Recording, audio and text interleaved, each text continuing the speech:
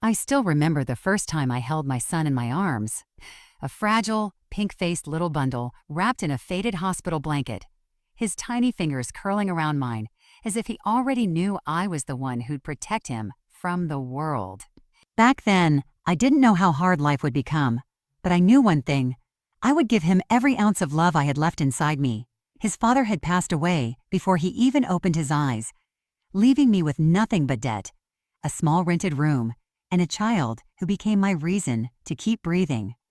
Every morning, I woke up before sunrise, washed clothes for people in the neighborhood, and cooked simple meals, saving every rupee to feed him and buy his school books. I still remember how he'd run to me after school, shouting, "Mama!" with that innocent excitement only a child can have, and I'd forget every pain in that single moment. When he was sick, I stayed up all night fanning him because we couldn't afford a doctor. When he wanted new shoes, I stitched his old ones and smiled, telling him they looked brand new. Qué suertes. And when he topped his class, I clapped louder than anyone else, even though I was standing at the back, wearing the same old clothes I'd worn for years. Everything I did was for him. I didn't go out, didn't make friends, didn't remarry, because I was afraid no one would love him like I did. As he grew older, my sacrifices became invisible. He stopped hugging me in front of his friends. He started locking his door when he came home. I thought it was normal, that boys become distant, but a mother's heart always knows when her child is slipping away. I tried to talk to him, to remind him of our bond, but he'd brush me off, saying he was busy. When he got his first job, I was so proud that I cooked his favorite meal, even though my hands hurt from arthritis, but he didn't come home that night. He said he was celebrating with friends.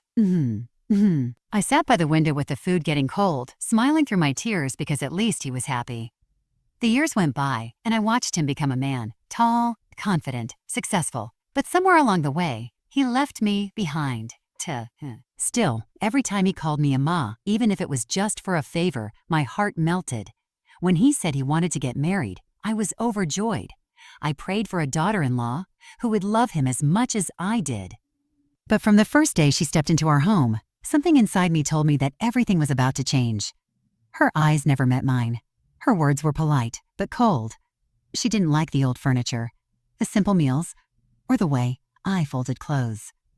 I tried my best to please her, to give her the respect she deserved as my son's wife, but it was never enough. Slowly, my son stopped talking to me the way he used to. Their laughter in the other room turned into whispers when I entered. I would sit alone, pretending not to hear. And yet every night, I prayed for them, because that's what mothers do.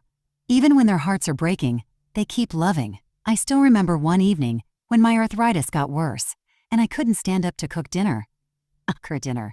She looked at me and said, "Maybe it's time you rest, Ma." My son didn't even look up from his phone. That night, they ordered food for themselves, and I went to bed, hungry for the first time in years. I told myself it was okay, that maybe tomorrow would be better. But deep down, I knew something was slipping away forever. The house that once echoed with my son's laughter now felt like a stranger's home. I would walk around quietly, afraid to disturb them, afraid that even breathing too loudly might annoy her. But no matter how much pain I felt, I couldn't stop loving them. Because he was still my little boy, the same child who once held my hand crossing the street, who once said he'd take care of me when I grew old. I didn't know that promise would one day break into pieces, sharper than glass. I used to believe that love could fix anything, that a mother's patience could soften even the hardest hearts. But the days after my son's marriage taught me that sometimes love is not enough. From the moment his wife entered our home, things began to change in small, invisible ways. At first, it was just the way she rearranged the furniture, saying it would look more modern. Then she replaced the old family photo frames with new decorations. My favorite picture, the one of me holding my son on his first birthday, disappeared from the living room wall. When I asked about it, she smiled and said, "It didn't match the color scheme. Ma?" That word, ma, sounded strange on her tongue, polite but without warmth. My son didn't notice. He was just happy, saying how wonderful it was that we were finally a complete family. I smiled because that's what mothers do. We smile so our children don't see the ache in our hearts. Days turned into weeks, and I began to feel like a guest in my own home. I'd cook meals the way my son liked, but she'd wrinkle her nose and say, too oily. So I started learning to cook her recipes, things I'd never eaten before, just to make her comfortable. But no matter what I did, there was always something wrong. If I cleaned the living room, she'd say I'd misplaced things. If I washed their clothes, she'd redo them. He'd redo them. Slowly, she took over every corner of the house and every piece of my son's attention. He used to sit with me in the evenings, telling me about his work. But now he spent that time with her, watching TV or scrolling through his phone. Sometimes I'd sit in my room, pretending to be busy knitting, just so they wouldn't feel I was intruding. But in truth, I was lonely. I missed hearing my name from his mouth. I missed our laughter, and one evening, I was making tea and accidentally dropped a cup. It shattered on the floor, and before I could clean it, she rushed in, scolding. "You should be more careful, Ma. It's expensive." My son came out of his room, and instead of asking if I was hurt, he just sighed and said, "Mom, please be careful next time." That was the first time he didn't call me Ma, the way he used to as a child. It hurt more than the cut on my hand from the glass. That night, I couldn't sleep. Kisei, I stared at the ceiling, wondering if this was how old age felt. Invisible, unwanted, burdensome. Still, I told myself things would get better. After all, she was new to the family. Maybe she just needed time. But things got worse. She began to make excuses for me to stay in my room. "Ma, you rest. I'll handle the kitchen." And I foolishly believed she cared. Until one afternoon, I overheard her on the phone, saying, "It's like living with a maid who doesn't even know when to stop interfering." My heart sank. I went back to my room quietly, pretending I hadn't heard. That evening, when my son returned, I made his favorite dal, just like when he was a child. But he barely ate it. "We ordered food already," his wife said, her tone casual. He didn't even look at me. I sat there watching the meat, my plate untouched. I wanted to cry, but instead I whispered a prayer. God, just keep them happy. I didn't realize that in my silence, I was slowly disappearing from their lives. A few weeks later, they decided to renovate the house. I thought maybe it would bring new energy, a fresh start. But during the process, she said, "We should move your things to the storage room for now, Ma. It'll be more comfortable for you there." I smiled, pretending to agree, but when I saw my belongings, the old photo albums, the small sewing box, the clock my husband had given me, being carried away like garbage, something inside me broke. That room had once been filled with memories, laughter, and the smell of my son's childhood. Now it was just walls and dust.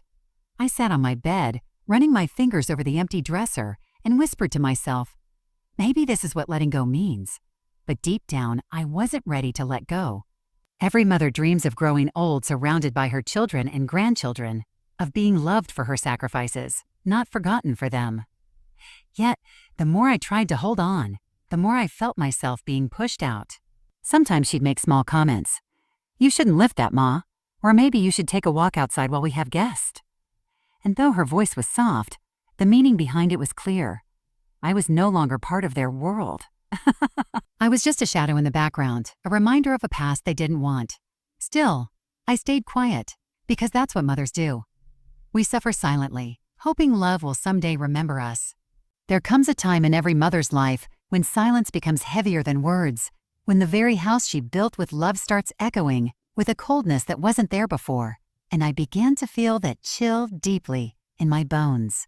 Days passed where no one asked if I had eaten, and nights went by where I lay awake, listening to the muffled laughter of my son and his wife behind their closed door, wondering when the sound of my own name had stopped being welcome. So it's being welcome. I remember one morning vividly. The sunlight was soft, the kind that used to make me smile because it reminded me of the mornings when my son was small and I'd wake him for school.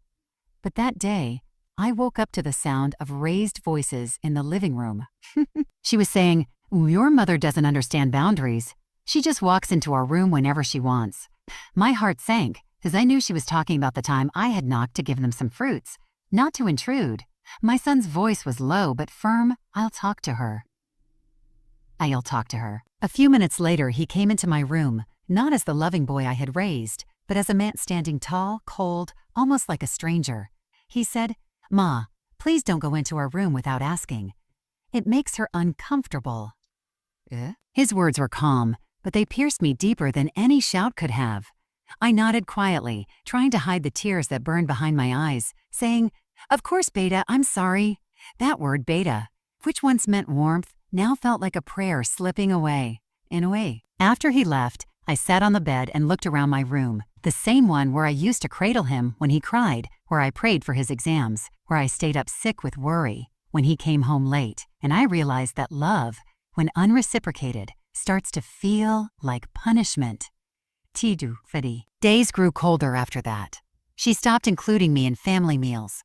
When guests came, she'd tell me to rest in my room, saying she didn't want me to attire myself. But I knew what it really meant. She didn't want me there. The guests didn't even know I existed in that house.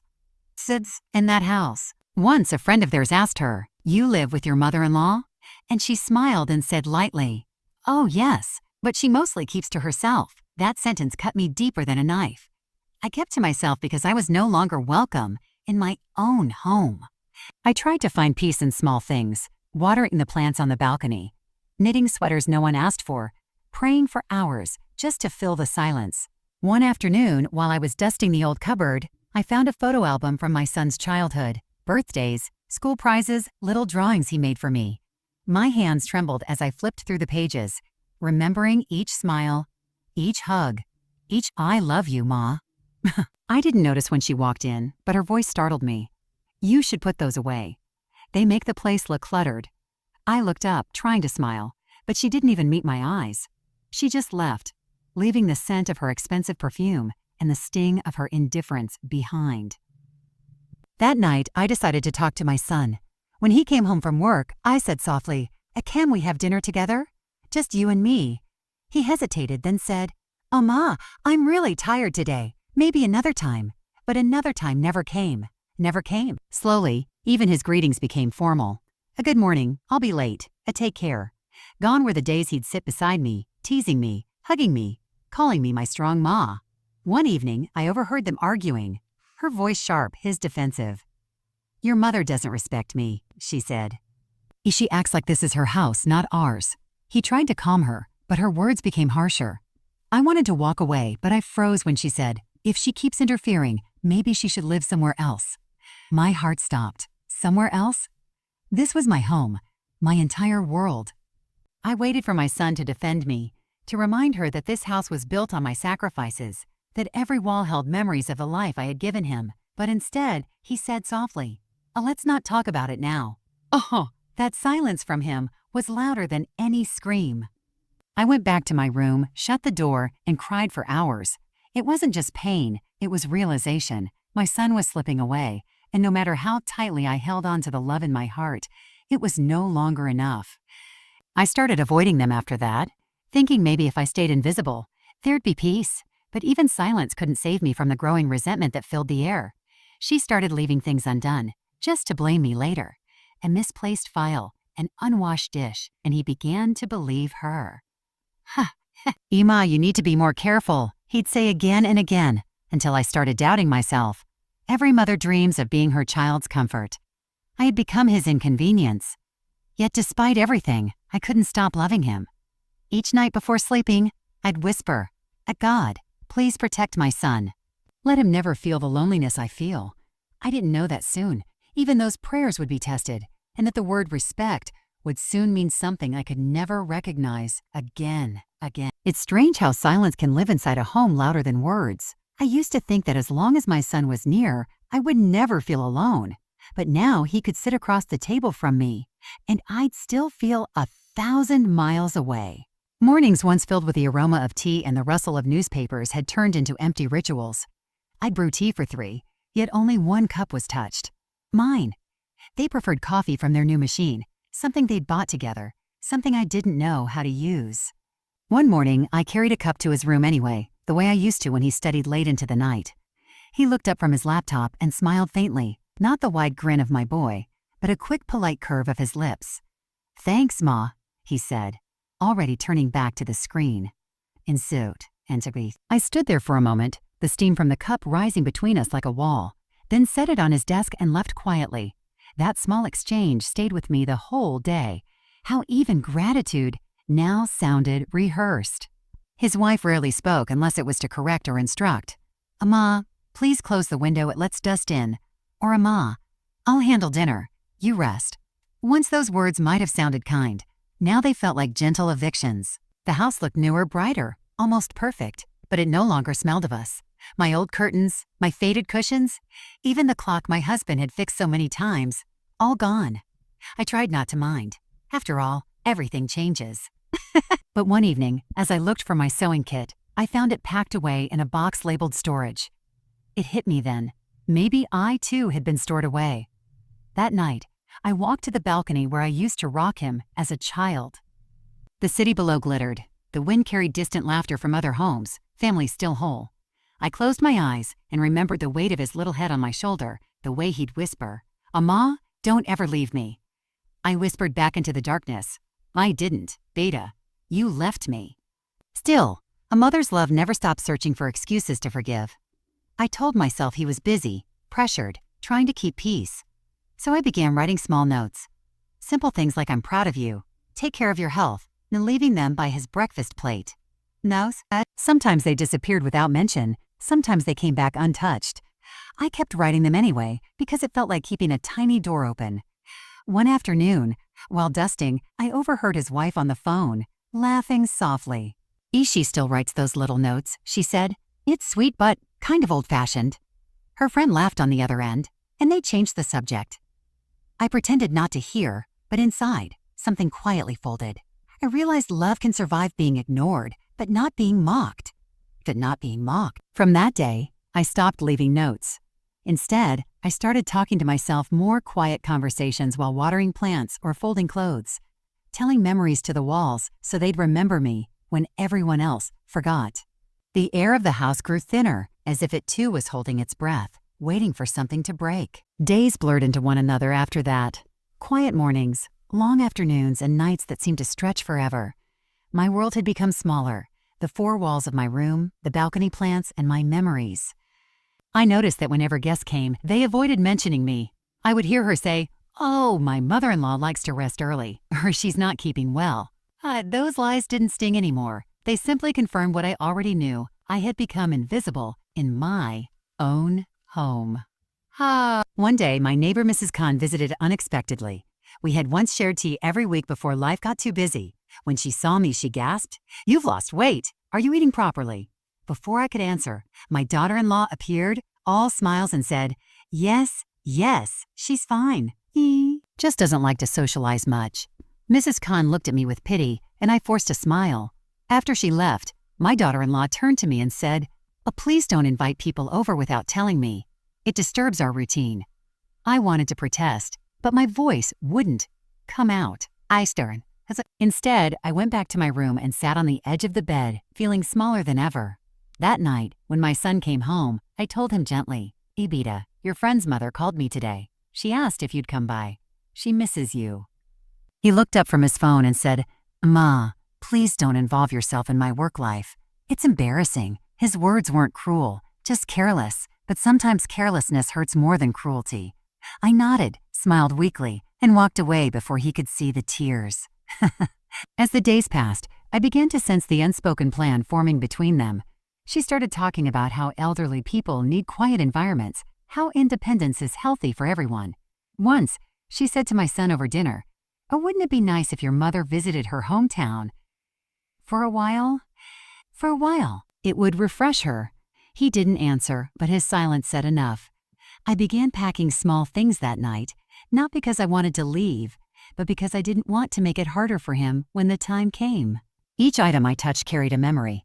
The shawl I had wrapped him in during his fevers, the diary where I'd written his school achievements, the plate he'd eaten from as a boy.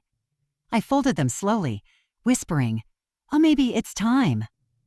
But destiny has a way of testing even a mother's patience. A week later, on a Sunday morning, I overheard them again. This time, clearly, she said, "Your mother doesn't respect me. I feel like a guest in my own house." And he replied, "Oh, please, she's old. Don't be harsh." She snapped back, "Old or not, she needs to understand that I'm your family now." The pause that followed was long enough to break my heart twice. Then he said softly, "You're right." Those two words ended 40 years of motherhood in one breath. I didn't cry immediately. I just sat down on the floor beside the cupboard, staring blankly at the wall. For hours, I couldn't move. The clock ticked. The fan turned. Life went on, but inside me, something had stopped. That evening, when he finally came to my room, I expected an apology, maybe even a moment of warmth. Instead, he said gently, "Amma, I've been thinking. Maybe it's better if you stay with Auntie Shazia for a while. I'll have company there." My lips trembled. "You're sending me away?" I asked, my voice barely a whisper. He looked down, not meeting my eyes. "It's just temporary," he said. "It's for your comfort." Comfort. That word felt like poison. I wanted to shout, to remind him of everything I had given up. My youth, my health, my dreams. But I couldn't. I just looked at him and said quietly, "I took care of you for 40 years, Beta.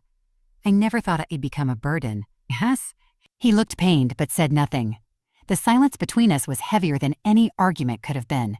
When he left, I sat by the window, tears streaming down my face, whispering to the darkness, "And maybe this is how love ends, not with anger, but with forgetfulness." Yet, amid that pain, something inside me began to change. I realized that I had spent so long defining my worth through him that I had forgotten I existed beyond being a mother. That night, I decided I would leave, but not because they wanted me to. For they wanted me to. I would leave because I deserved peace, dignity, and a place where my love wouldn't feel unwanted. For the first time in years, I prayed not for him, but for myself. And as the dawn light crept into my room, soft and forgiving, I felt something unfamiliar. A quiet strength, born from heartbreak, but shining all the same. That morning began like any other, yet every sound felt heavier. The clinking of dishes, the low hum of the ceiling fan, the faint laughter from the living room that didn't belong to me anymore. I sat on the edge of my bed, hands folded in my lap, staring at the small suitcase I had packed the night before. It was strange how 40 years of life could fit into one small bag. Every item had a story. The shawl my husband had given me when we were newly married, the framed photo of my son in his graduation gown, the little diary where I had written recipes and prayers. As I looked at them, a quiet voice inside me whispered, "You've given enough." I took a deep breath, letting the air fill my lungs slowly, as if it might give me the courage to face what was coming. When I stepped out of my room, I saw my son at the dining table, reading something on his phone. His wife was pouring tea, humming softly to herself, and thick to herself. For a moment, I just stood there, memorizing the sight. This was my family, one I had built with love and sacrifice, yet I suddenly realized that my presence no longer belonged in that picture. I walked toward them and said softly, "I'll be leaving today." My son looked up, surprised. "A leaving? Where?" he asked, his tone caught between confusion and discomfort. I smiled gently. "You said it might be better if I stayed with Auntie Chasia for a while." "I think you're right." His wife didn't meet my eyes, only muttered, "That's probably for the best." My heart squeezed painfully at those words, but I kept my voice steady. "I'll call you once I reach there," I said, though I had no intention of doing so immediately.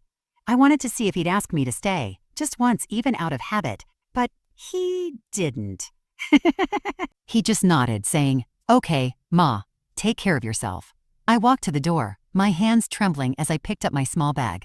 The sunlight outside was too bright, almost mocking in its warmth. The world looked the same, but everything inside me had changed. Sixer. As I stepped outside, I could feel the weight of 40 years pressing down on my shoulders. Every night spent nursing fevers. Every morning, making his favorite pertha. Every prayer whispered for his success. Yet not one of those memories had been enough to make him hold me back that morning. Chicho. I reached the gate and paused. My legs felt heavy, refusing to move. I turned one last time, hoping for a miracle, hoping that he would come running, call out, "Emma, don't go." But the doorway remained empty.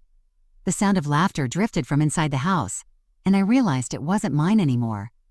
With that final understanding, I stepped out, closing the gate softly behind me. The road outside was quiet. I walked slowly, unsure of where I was going. My mind replayed scenes of my life like an old film.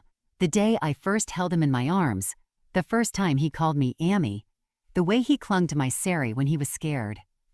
I smiled through tears, thinking how love can make us blind to our own pain. I reached the bus stop and sat down on the wooden bench, the morning breeze touching my face gently, as if trying to comfort me. Around me, life went on, Children running to school, vendors calling out prices, cars honking. The world didn't stop because my heart was breaking. And somehow, that realization gave me strength. I decided not to go to Auntie Che-Che's house. I didn't want to live out my days as a guest in someone else's home. Instead, I would find a small place of my own. Maybe a modest room where I could plant flowers, read books, and live quietly. It wouldn't be much, but it would be mine. When the bus arrived, I climbed aboard slowly, clutching my bag close to my chest. The conductor looked at me kindly and said, "Where to, Amma?" I hesitated for a moment before replying, "Anywhere peaceful, Beta." He smiled faintly and punched my ticket. I sat by the window, watching the city pass by, shops, schools, parks. All the places I had once walked with my son when he was little. Everything felt both familiar and foreign. I wondered if he'd notice my absence that evening. Would he look at my empty chair and feel a pang of guilt? Would he miss my prayers, my presence, my quiet care? Maybe he would, maybe he wouldn't. Either way, I decided I wouldn't let my worth depend on his realization.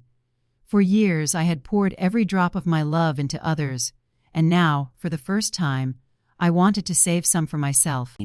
When I reached the Old Town area, I got off the bus. The streets were lined with small houses, children playing cricket, and an old man selling tea at the corner. At Ginny's, the air smelled of cardamom and dust. I walked until I found a small for rent sign hanging outside a faded blue gate. The house was tiny, just one room, a small kitchen, and a patch of garden, but something about it felt right. I met the landlady, an elderly woman named Parveen, who looked at me kindly and said, "You can stay here if you like. It's quiet." I smiled for the first time in days and said, "A quiet is exactly what I need."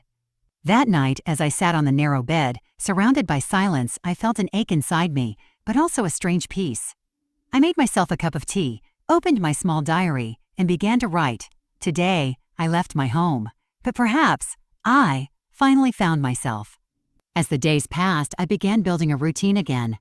I'd wake up early, water the plants in the little garden, cook simple meals, and sit by the window watching the sun rise. Sometimes the memories would come back like waves. His laughter, his birthdays, the way he used to say, "I'll never leave you, Ma." And though those memories hurt, I began to see them differently. They weren't chains anymore. They were proof that I had loved deeply, given fully, and lived honestly. Occasionally, I'd see families walking together and feel a pinch of longing. But then, I'd remind myself that peace is also a kind of love, one that starts within. A week later, my phone rang. It was my son. My heart raced as I answered. His voice was hesitant. "Anna, Ma, are you okay?" For a moment, I couldn't speak. So many emotions rushed through me: anger, sadness, love. Finally, I said softly, "I'm fine, Beta. I hope you are too." He sighed. "I miss you." My eyes welled up. "That's enough for me," I whispered. We spoke for a few minutes. Nothing deep, just small talk, but it felt like a small crack of sunlight in a dark room. When I hung up, I didn't cry. Instead, I smiled. I realized that love doesn't disappear just because people change.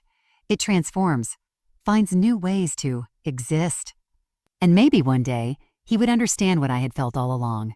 That night, I lit a small lamp near the window and whispered a prayer.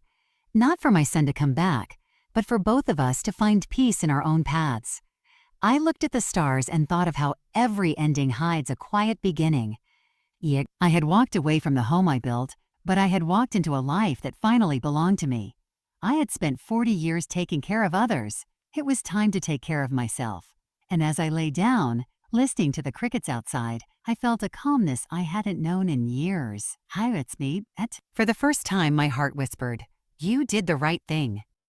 It had been nearly 3 weeks since I left that house, 3 weeks since I'd walked away from the life I had built around my son.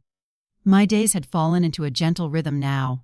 Morning tea on the balcony, afternoons tending to my little plants, evenings reading under the soft glow of a lamp. There was a peace in my solitude, a kind of quiet healing that came from knowing that no one could dismiss or belittle me anymore. Still, there were moments when the silence pressed too hard against my chest, moments when I missed hearing him say, "Ammy," or when I'd make tea and instinctively pour an extra cup before realizing no one was there to share it. On one such morning, I was watering the jasmine plant outside when I heard a car stop near the gate. I turned, and my heart stilled. It was him. My son. He stood by the car, looking uncertain, holding something in his hand. For a moment I thought I was dreaming. He looked thinner, tired, his eyes carrying the same confusion I had once seen when he was a boy lost in a crowd. Slowly, I put the watering can down and walked toward the gate. "Beta," I whispered, not sure if I should smile or cry. He looked at me, his voice trembling. "I'm sorry. I should have come sooner." The sound of those words undid weeks of silence inside me. He stepped closer, his eyes darting around the small house, the chipped paint, the flower pots, the narrow veranda. "You're living here?" he asked softly, his voice breaking. I nodded with a gentle smile. "Yes, it's small, but it's peaceful." He swallowed hard. "You shouldn't be here, Ma. You should be home." I looked at him quietly and said, "I am home." That answer made him lower his eyes. There was a silence between us, thick with everything we'd left unsaid. Finally, he handed me the box he was holding. "I brought you some sweets," he murmured, "from your favorite shop." I took the box, my hands brushing against his for just a second, and it felt like time folded back to when he was little, bringing me his first school trophy, eyes shining with pride. But this time, his eyes were filled with regret. "I've missed you," he said. "The house feels empty." I nodded slowly. Sometimes emptiness is a mirror, Beta. It shows us what we've taken for granted. He winced at my words but didn't argue. He just stood there, tears threatening to fall. "She told me you left because you were angry," he said quietly. I smiled sadly. "No, Beta. I left because I was invisible." We sat down on the small bench near the garden. The air was thick with the smell of rain and jasmine. He told me about the house, that it had grown too quiet, that even his wife seemed distant lately. "Maybe we were both wrong," he said finally. "Maybe I let things go too far." I looked at him, seeing not the man who had hurt me but the boy I had raised, lost in searching for something he couldn't name. "Mistakes don't make you bad, Beta," I said gently. "They just remind you where your heart truly belongs." He looked up, his voice breaking. "I don't deserve your forgiveness, Ma." I placed my hand over his. "Forgiveness isn't something you earn. It's something love gives freely." We sat there for a long while, saying nothing. The rain began to fall, softly at first, then heavier, drumming against the tin roof. I watched as he reached up to shield me from the rain with his hands, an instinctive gesture that reminded me of the little boy who used to cover me with his school bag during storms. My heart ached, but not with pain, with understanding. After a while, he said quietly, "Come back home, Ma. Please." I looked at him and shook my head. "Home isn't just walls and furniture, Beta. It's where you're seen, heard, and respected. Maybe one day I'll visit. But right now, I need to be where I can breathe." He nodded slowly, tears rolling down his face. "I didn't realize how much you did for me until you were gone," he whispered. "Now everything feels hollow." I smiled softly. "That's how lessons come, Beta. Through silence and distance, you'll be a better man for it." He wiped his eyes, trying to steady his voice. "Can I visit you again?" he asked. "Whenever you want," I said warmly. "This door will always be open for you, not because I'm waiting, but because I still love you." His eyes met mine, full of guilt, love, and a longing that words couldn't express. When he stood to leave, he hesitated. "Can I hug you?" he asked quietly. I opened my arms, and for a moment he was my little boy again. His face buried against my shoulder, his body trembling as if he could erase the distance with one embrace. I held him tightly, feeling his tears soak through my shawl, and whispered, "You're still my son, Beta. Nothing changes that." When he finally pulled away, he said softly, "I'll come again soon." I nodded, smiling through my tears. "I'll be here." As his car drove away, I stood by the gate for a long time, watching until it disappeared around the corner. Then I turned back toward my little house, where the scent of rain and jasmine filled the air. My heart was heavy, but in that heaviness was a strange peace, because I knew I had found the strength to forgive without losing myself. That night I sat by the window, looking at the sky washed clean by rain. I thought of all the mothers who give everything to their children, only to be forgotten, and how love, when pure, never asks for anything in return. I realized that forgiveness is not about letting someone back into your life. It's about letting the pain leave your heart. I picked up my diary and wrote, "He came today. My son, not to claim me, but to understand me, and that is enough." I placed the diary on the table and smiled. Maybe he would come again. Maybe he wouldn't.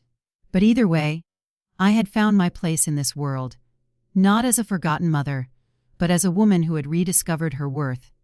The rain outside softened into a lullaby, and as I drifted to sleep, I whispered a silent prayer, not for him to return, but for him to find peace in the lesson love had finally taught him.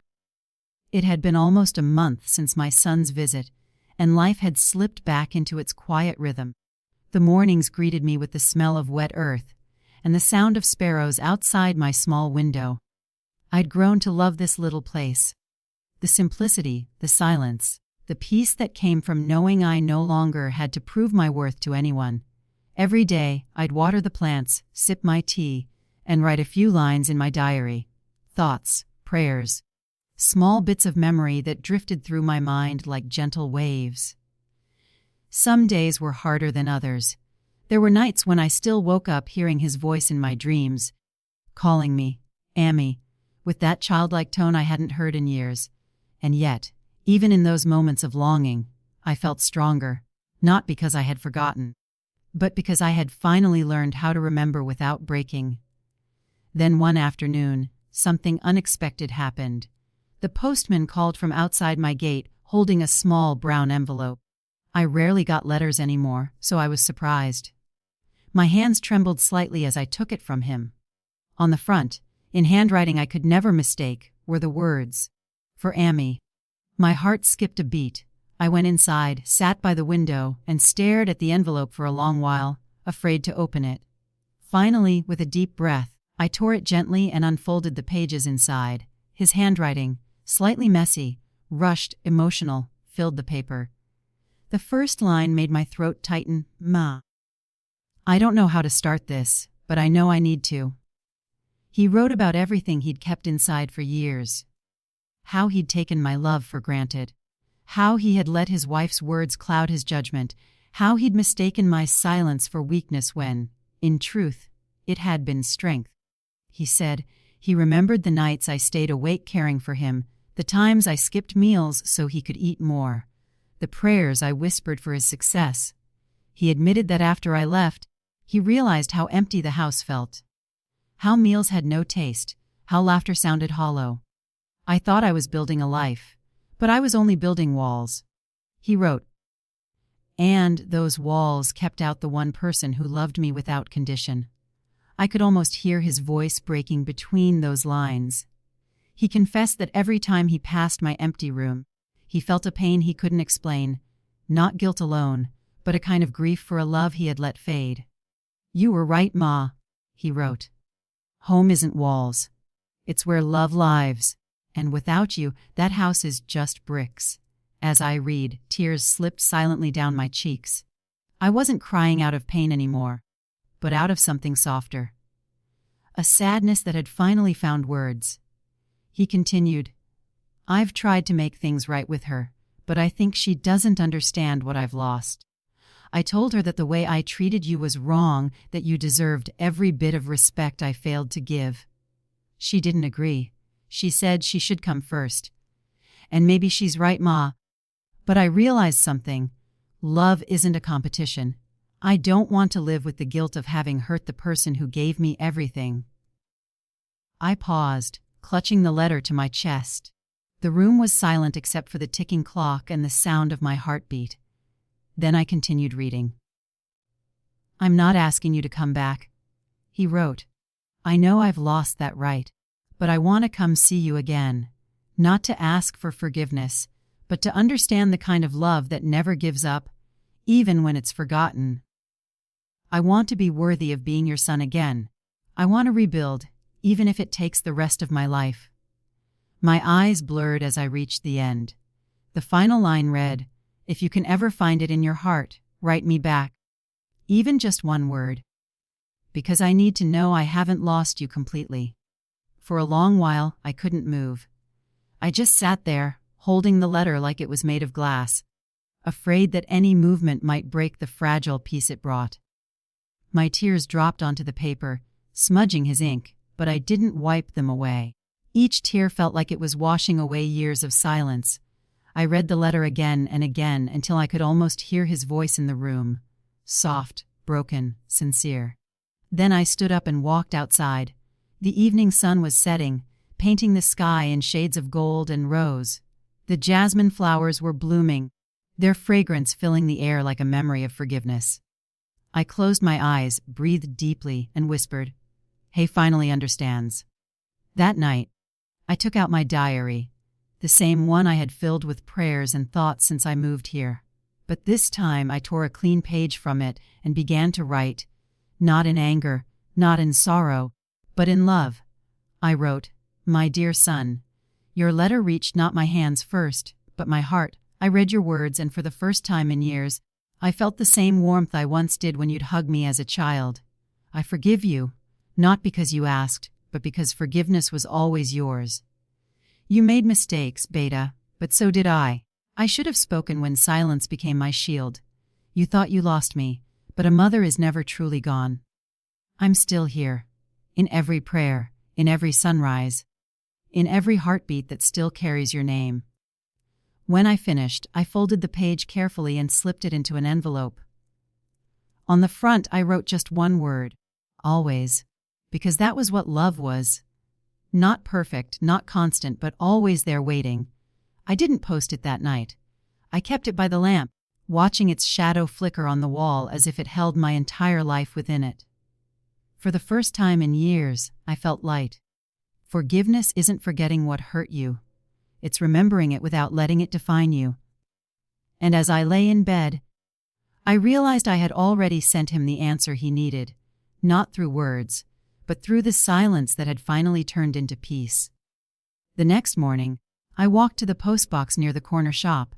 The air was cool, the streets still quiet. I dropped the letter inside and smiled. Somewhere, miles away, my son would open it and feel what I had felt. Love that asks for nothing but understanding. When I came back home, I sat by the window with my tea and looked up at the sky. The sun broke through the clouds, warm and gentle. It felt like a blessing. Maybe we couldn't rewrite the past, but we could begin a new chapter. One built not on guilt or expectation, but on the quiet truth that love, no matter how wounded, finds its way back home. A week had passed since I sent that letter. The one word, always, written in my trembling handwriting, carrying a lifetime of love and forgiveness. Each morning after, I would wake up and glance at the gate, half hoping, half fearing that he might appear. But life moved with its usual quiet rhythm. The soft whistle of the kettle, the cooing pigeons on the roof, the creak of my old wooden chair by the window. There was peace in this simplicity, yet beneath it all, a gentle ache that only a mother could understand. The ache of waiting, not for an apology, but for a glimpse of the child she had raised. Then, one late afternoon, just as the golden light began to fade into the tender hue of dusk, I heard the faint crunch of footsteps on the gravel outside my small house. I looked up instinctively, and through the gate's rusted bars, I saw him, my son, standing there quietly, holding something close to his chest. For a moment, time seemed to freeze. He wasn't the little boy who used to run into my arms after school, nor the man who once told me to leave. He was something in between, broken, unsure, but still my son. My hands trembled as I opened the gate. We stood there, facing each other, both unsure of what to say. His eyes were swollen, not from sleep but from tears. "Amma," he whispered, and that one word carried every emotion he could not speak. I smiled faintly, though my lips quivered. "You came," I said softly. He nodded, lowering his eyes. "I didn't know if I should, but when I got your letter, I couldn't stay away." There was silence between us. Not awkward, not cold, but sacred. The kind of silence where hearts spoke louder than words. Finally, I gestured for him to come inside. He stepped in carefully, as if afraid to disturb the fragile peace that filled the room. He looked around, noticing the little details. The potted plants, the old radio, the photo of his father on the wall. Everything was modest, but it carried the warmth of a home built with love. "You've made this place so peaceful," he said, his voice barely above a whisper. "Peace is easy when you stop expecting anything," I replied gently. He lowered his head, ashamed. "Amy, I don't deserve your peace. I ruined everything." I shook my head, walking slowly toward him. "No, Beta, you didn't ruin everything. You just got lost for a while. And that happens to all of us." His eyes filled again, and for the first time in years, I saw the boy he once was. The one who would cling to me when thunder scared him, who would promise never to leave my side. Then I noticed what he was holding. A small, framed photograph wrapped in cloth. He unwrapped it carefully and held it out to me.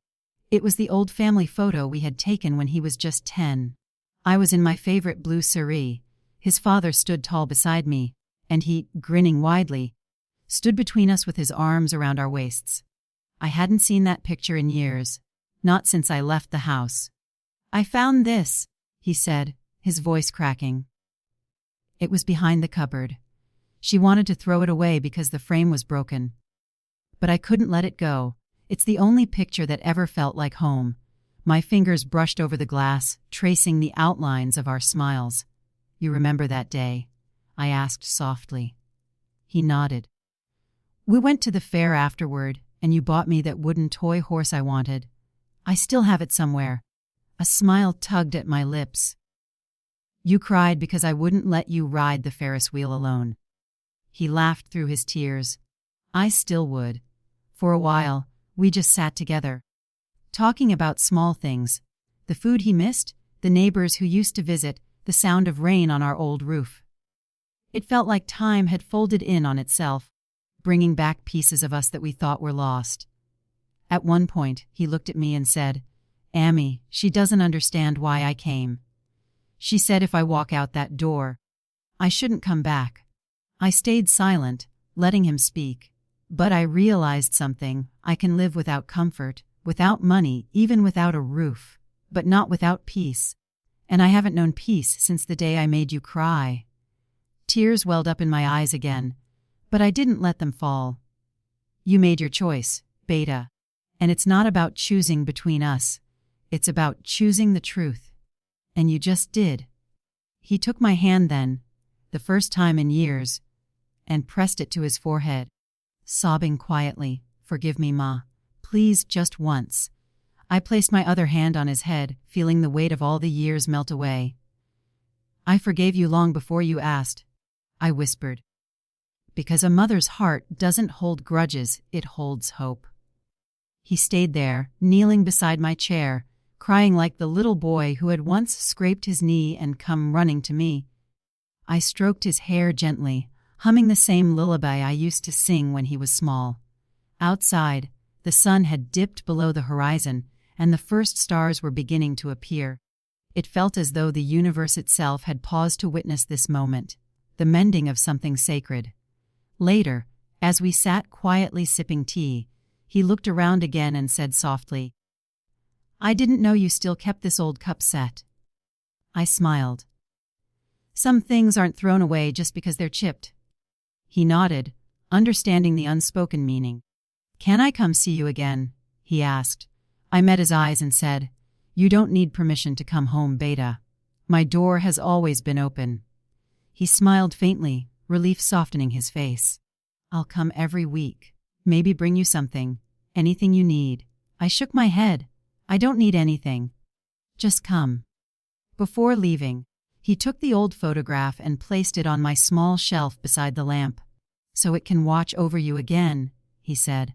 I smiled, watching as he turned to go. But before he stepped outside, he stopped and turned back. "Amy," he said softly, "you know that day when I told you my wife deserved more respect. I realize now that you're the one who taught me what respect truly is."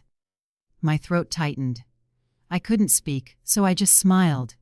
He nodded and walked away slowly, the streetlights flickering on behind him. When the door closed, I sat there for a long time, staring at the photograph on the shelf. It felt like the house itself was breathing again. Alive. Whole. I whispered a small prayer of thanks and closed my eyes. For the first time in decades, my heart was light. Love had found its way back, not through force or guilt, but through grace. And in that moment, I understood something I had spent my whole life trying to teach him: forgiveness doesn't erase the past, it redeems it. A week passed after that night when she came to my home, and since then the air had been heavier somehow, as if every passing breeze carried a whisper of tension. My son didn't visit that Sunday, and though I told myself he must be busy, my heart knew better. The silence stretched longer than it should have. Each day, I found myself glancing at the gate, waiting for that familiar knock that never came. I tried to stay busy, watering the marigolds, folding freshly dried laundry, making his favorite halwa just in case he surprised me. But each sunset only deepened the ache inside. I had spent most of my life waiting for his first word, waiting for his return from school, waiting for his calls when he moved away, and now waiting again, but this time not for a visit, for peace. Then one afternoon, as I sat by the window sipping my tea, I heard footsteps rushing up the path. Before I could rise, my son burst through the door, his face pale, his eyes red from crying. "Amma," he said, his voice breaking. I stood up immediately. "What happened, Beta?"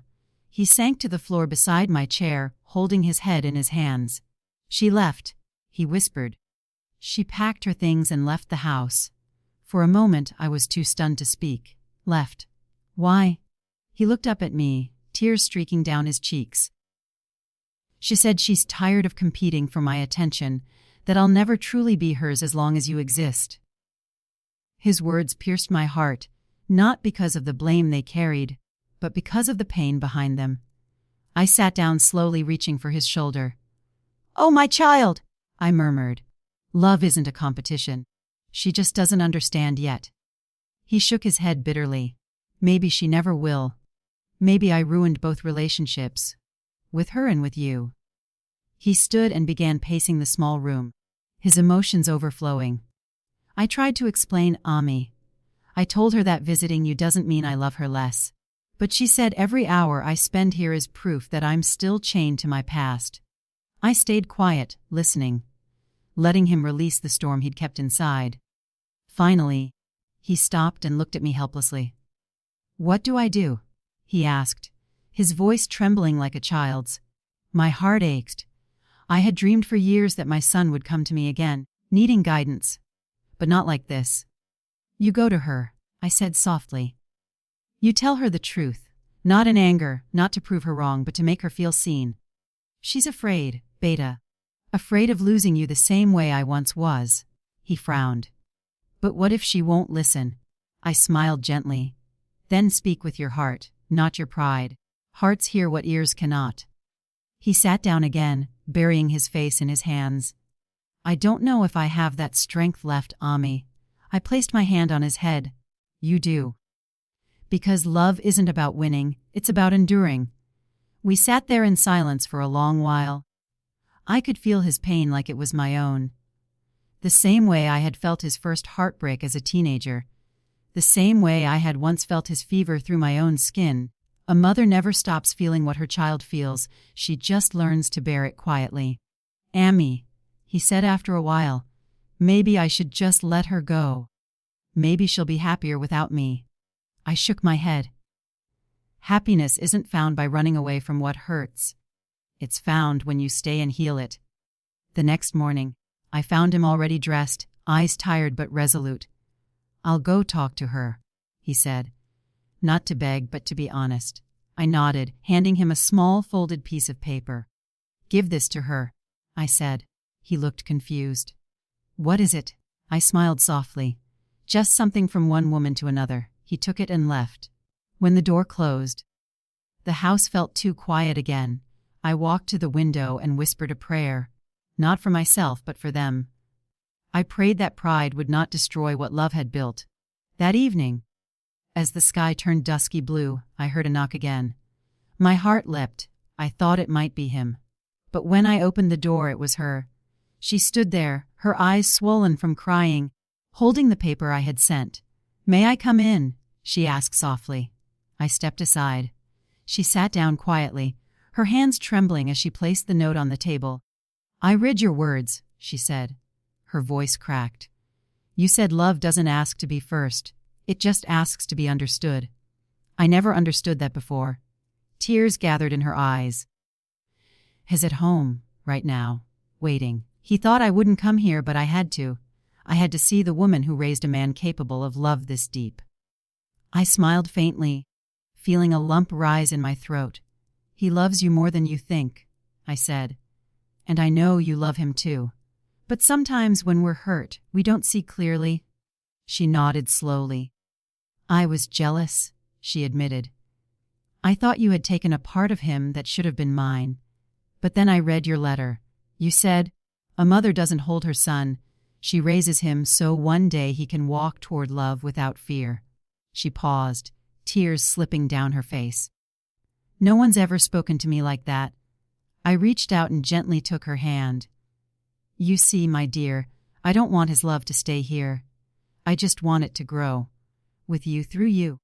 I've had my time with him. Now it's your turn." Her lips trembled as she whispered, "You're a better mother than I ever had." My heart softened further. "And you will be a better wife because of that." We sat there quietly, two women from different worlds, both loving the same man in different ways. One who gave him life, and one who shared it. When she finally rose to leave, she said softly, "He doesn't know I came, but he'll find me home, waiting." I smiled, tears glistening in my eyes. "Go, child. And when you see him, don't speak with anger. Speak with love. It reaches further." She nodded and walked out into the evening light, her shoulders lighter, her steps slower but surer. I watched her until she disappeared down the street. That night the house was quiet again, but it was a different kind of quiet. Not lonely, but peaceful. I lit the lamp by the photo of my husband and whispered, "Did you see that? Our son is finally learning to love the way you did. With forgiveness, not fear." I smiled to myself. Somewhere deep down, I knew that the storm wasn't completely over. Love always carries its share of tempests. But I also knew that they had both begun to find their way through it.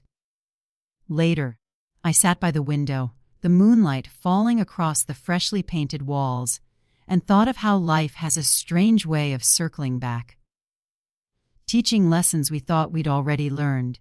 I had once chosen silence and lost years because of it.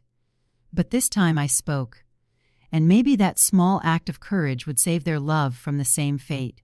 The world outside was calm, the marigolds swaying gently in the night breeze. I closed my eyes, whispered a prayer of gratitude, and let the peace settle in. It was an ordinary afternoon, the kind where the sun fell lazily through the lace curtains, and the clock seemed to tick slower than usual. I was folding the same old bedsheet I had folded 100 times when I heard the sound. That familiar knock on the door, soft yet trembling, as if unsure it still belonged there. My heart stuttered. For years I had imagined this sound, dreamt of it in lonely nights, prayed for it through aching mornings. And now that it was real, I froze. My fingers let the bedsheet slip to the floor. For a moment, I simply stood there, staring at the door like it might vanish if I blinked. Then came his voice, the same voice that once called me Ma with such affection that the word itself felt sacred. "Ma, it's me." I opened the door slowly, afraid my heart might burst before I reached the handle. And there he was, older, thinner, eyes dimmer yet filled with something I hadn't seen in years: remorse. His wife stood behind him, holding a small bouquet of white lilies. My favorite, though I hadn't told anyone in decades. My son's eyes darted nervously, scanning the modest room, the walls painted in memories of a home that once was ours. "Ma, can we come in?" he asked softly.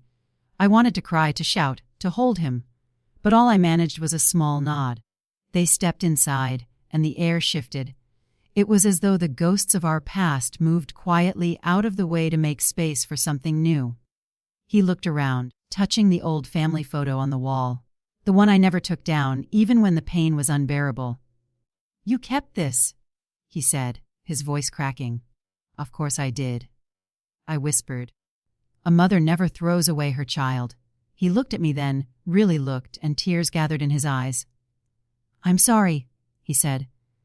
"I don't even know where to begin, Ma." I was blind. "I hurt you, and every day since you left, I've lived with that shame." His wife stepped forward, tears already streaming down her face. Ma," she said hesitantly. "I don't deserve your forgiveness, but I want to try." I saw the sincerity in her trembling hands, the regret carved into her expression. In that moment, I felt the weight of 40 years lift slightly. I gestured toward the sofa, the same one I had mended a dozen times, and we sat together, the silence between us no longer sharp, but soft, hesitant, searching. He told me how hard it had been after I left, how the house felt empty, how guilt became a constant shadow. "I kept hearing your voice, Ma," he said quietly, "especially when I couldn't sleep. You'd tell me to eat, to rest, to pray." I used to get angry at the thought. Then one day I realized I wasn't angry at you. I was angry at myself. I reached across the table, my wrinkled hand covering his. "My child," I said, "anger is just pain that forgot how to cry." His wife sobbed softly beside him. I looked at her, this woman who had once been my reason for tears, and saw now not an enemy, but a child herself, scared and learning. "Life teaches us late, Beta," I told her gently, "sometimes too late. But forgiveness, that is what keeps us human." She took my hand, pressing it to her forehead. "I'll make it right, Ma," she whispered. For the first time in years, the house filled with the sound of shared breath, of 3 people learning how to exist in the same room again. My son walked around, touching little things he hadn't seen since childhood. The old clock, his father's pipe, the embroidered cushion he made me in school. "Everything's still here," he said softly. "No, Beta," I smiled. "Everything isn't, but enough remains to begin again." We made tea together, clumsy, awkward, but sweet. The clinking of cups felt like music. They stayed till evening, and when they left, my son hugged me, not the polite embrace of duty, but a long, shaking one that spoke years of words left unsaid. I felt his heartbeat against my chest, and I whispered into his ear, "It's never too late to come home." That night, as I sat on the balcony under the quiet moon, I realized something. Forgiveness doesn't mean forgetting the pain. It means choosing love even when you remember it. The city lights blinked below, and I smiled faintly. Somewhere deep inside, I knew the light that had left my home so long ago was finally finding its way back. The next morning came with a gentle drizzle, the kind that makes the earth smell like memories. I sat by the window, watching raindrops slide down the glass, thinking about the day before. My son's visit still felt like a dream. I kept expecting to wake up and find the quiet loneliness again. But then, another knock echoed through the hall, softer, almost hesitant. When I opened the door, it wasn't my son this time. It was his wife, standing alone, drenched from the rain, her eyes red and swollen. She clutched something close to her chest, a small tin box. "May I come in, Ma?" she asked, her voice trembling. For a moment, I hesitated, old wounds stirring inside me like ghosts unwilling to rest. But something in her eyes, exhaustion, guilt, longing, made me step aside silently. She entered quietly, removing her wet shoes by the door. I handed her a towel without a word. The silence between us was heavy, but not hostile, just full of everything unsaid. She looked around the small room, her gaze lingering on the photo of my husband, then the one of my son as a boy. "He looks just like him," she said softly. "I never realized until yesterday." I nodded. "He carries his father's stubbornness." I smiled faintly, hurt his heart too, though it took time to find it. She smiled back, a sad, uncertain smile. Then she placed the tin box on the table and opened it. Inside were a few things that made my breath catch. The bracelet I'd given her at their wedding, a broken piece of the clay lamp from Diwali years ago, and one of my old letters that she must have found somewhere. "I kept these," she whispered. "Even when I was angry, I kept them. Because deep down, I knew I'd wronged you." Her voice broke. "Ma, I was young, proud, and foolish. I thought love meant control. That to keep your son, I had to push you away. I didn't realize I was tearing him apart in the process. Every time you smiled at him, I felt like I was losing him. I didn't see that your love wasn't a threat. It was the reason he knew how to love at all." She covered her face with her hands, crying quietly. "After you left," she continued, "or our home turned into walls. We stopped laughing, we stopped talking. I thought I had what I wanted, just him and me. But without your blessing, everything felt cursed." I sat beside her, watching her tears fall like rain onto the floor. For a long time, I said nothing. Then I reached out and gently took her hands away from her face. "Child," I said softly, "love that needs to destroy another love is not love. It's fear. You were not my enemy. You were my daughter who lost her way." Her eyes widened as tears streamed harder. "You still call me your daughter?" she asked in disbelief. I smiled, brushing her hair back like I once did for my son. "Yes, because family is not decided by mistakes. It's decided by forgiveness." She fell to her knees then, clutching my hands. "I don't deserve your kindness," she sobbed. I shook my head. "Maybe not. But I choose to give it anyway. Because when I forgive you, I free myself too." For a while, we sat there. Two women separated by years of pain but united by the same love for one man. Outside, the rain grew heavier, but inside, the house felt lighter, warmer. She took out a small handkerchief and wiped her eyes. "I want to make things right, Ma," she said. "Let me take care of you now. Let me bring you home." I looked at her for a long moment. Her words were sincere, but I saw something more important. She finally understood what home truly meant. "My child," I said gently, "your home is wherever there is love. Don't bring me back for guilt. Bring me back for love." She nodded slowly, understanding. And for the first time since I met her, she hugged me. Not out of apology, but out of need. I felt her heartbeat against mine, trembling, human, real. When she left that day, the clouds began to clear. The rain stopped, and the sunlight broke through, reflecting on the damp leaves outside. I stood by the window again, watching the golden light spread across the floor. In my heart, I knew the storm was finally passing. What was broken was beginning to heal, not through grand gestures or apologies shouted across time, but through quiet tears and simple truths shared between two women who finally saw each other. The days grew slower after that rain, but they were peaceful. The kind of peace that doesn't come from the absence of pain, but from finally understanding it. My son and his wife began visiting every week. They'd bring flowers, fruits, and sometimes nothing but their laughter. And that was always enough. The house no longer felt like a museum of memories. It began to breathe again.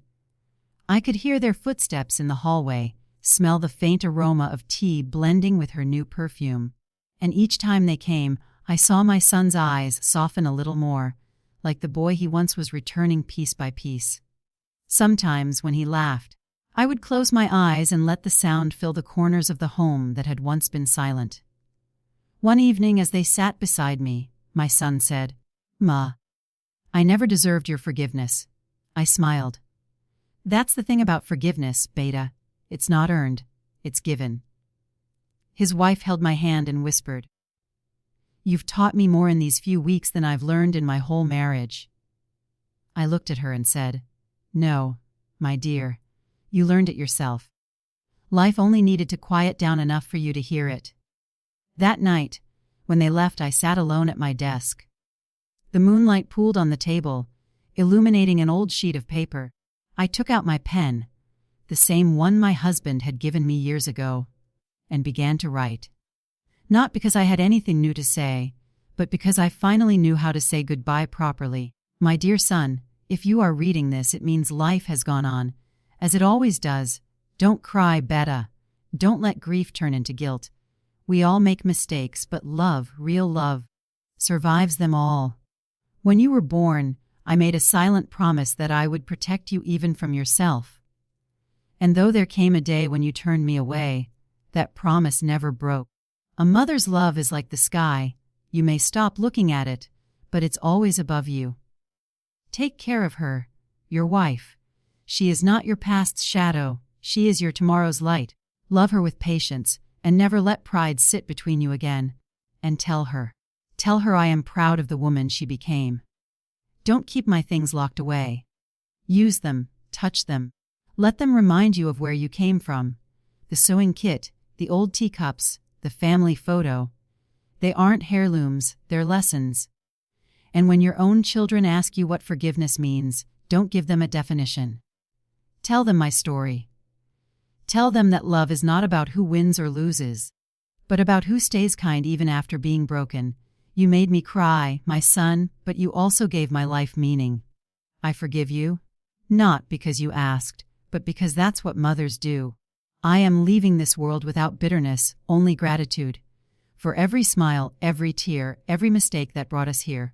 Be good, be gentle.